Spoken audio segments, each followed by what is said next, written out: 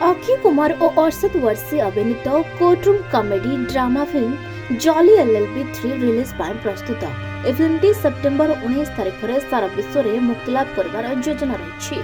सुभाष कपूर निर्देशित यह तृतीय किस्ती अक्षय और अरशद को एकाठी करिछि, जो जगदीश त्यागी और जगदीश्वर मिश्र एवं कोर्टरूम महामय हेबे, जहाँ दर्शकों पर एक प्रमुख आकर्षण रहिबो।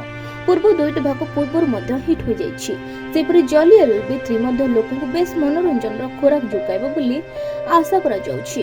तेबे या पूर्व फिल्म एडवांस बुकिंग आरंभ हो जाइए, जो फिल्म मोटा अंकर आय करिछि। जॉली एलएलबी 3 एडवांस बुकिंग रे कलेक्शन वृद्धि होबाक लागिछि।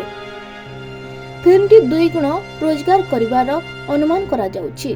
रिपोर्ट अनुसार जॉली एलएलबी 3 एडवांस बुकिंग रु 2.51 कोटी रोजगार करिछि, जोंथे ब्लॉक सीट मध्य अंतर्भुक्त।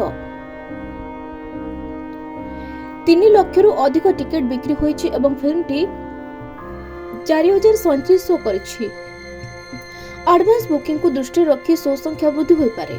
जॉली एलएलबी 3 एक भल ओपनिंग डे रोजगार करियो बोली आशा करा जाउछि।